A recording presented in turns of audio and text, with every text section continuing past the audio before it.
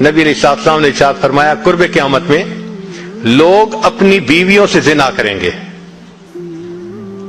ہم نے حدیث پاک پڑھی تو ہمیں سمجھ نہیں آئی. ہم نے اپنے استاد سے پوچھا کہ استاد جی یہ کیا معنی ہے کہ اپنی بیویوں سے زنا کریں گے؟ تو انہوں نے فرمایا ہاں اس کی کئی صورتیں ہیں. ایک صورت تو اس کی یہ ہے کہ مرد یا عورت کوئی کفریہ بول دے اور نکاح ٹوٹ جائے اور ان کو اس کا پتہ ہی نہیں کہ نکاح ٹوٹا یا نہیں.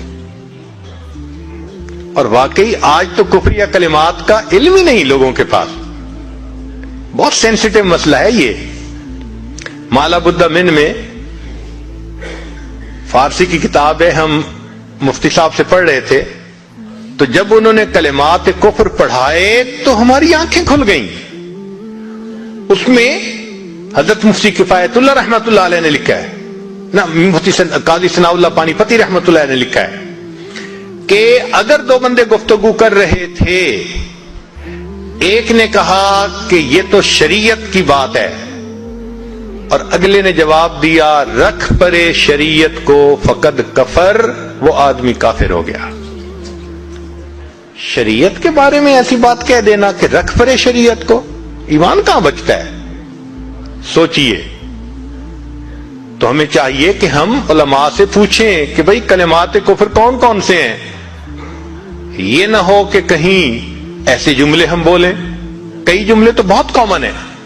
مثلا علماء نے لکھا ہے کہ کسی نے کہا کہ کہاں رہتے ہو, دوسرے نے کہا فلاں جگہ رہتا ہوں. او خدا دے پچھاوڑے, خدا کے پچھاوڑے یعنی خدا کے پیچھے رہتے ہو, فقط کفر, ایسا بندہ کہنے والا کافر ہو جاتا ہے.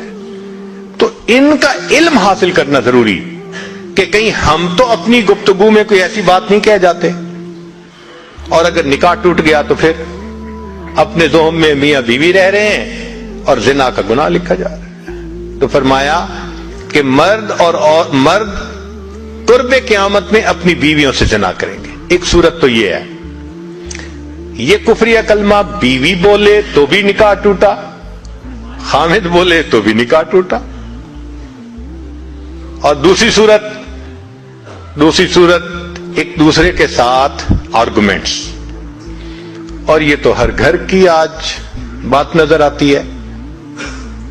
جس گھر میں دیکھو الا ماشاء اللہ وہی حال ہے. جب شادی ہوئی میں بولتا تھا بیوی سنتی تھی.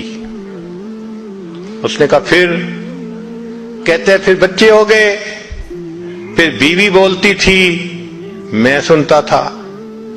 اس نے کہا پھر, کہتے ہیں پھر ہم دونوں بوڑھے ہو گئے, ہم دونوں بولتے تھے محلے والے سنتے تھے. تو بڑھاپے میں آرگومنٹس اور زیادہ.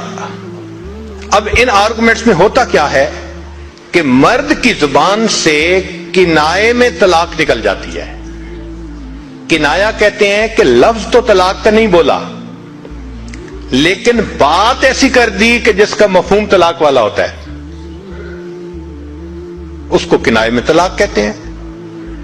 اب یہ گناہ بہت زیادہ ہے کہ غصے میں کہہ دیتے ہیں چلی جا, مجھے تیری کوئی ضرورت نہیں آج کے بعد. اس قسم کے الفاظ کہ جس کا نتیجہ یہ نکلے کہ تو میری بیوی نہیں ہے, اس کو کنایا کہتے ہیں. اب اس کے مسئلے بھی سیکھنے چاہیے. بھئی نکاح کیا ہے تو کیسے ٹوٹ سکتا ہے, یہ مسئلے بھی تو آنے چاہیے نا.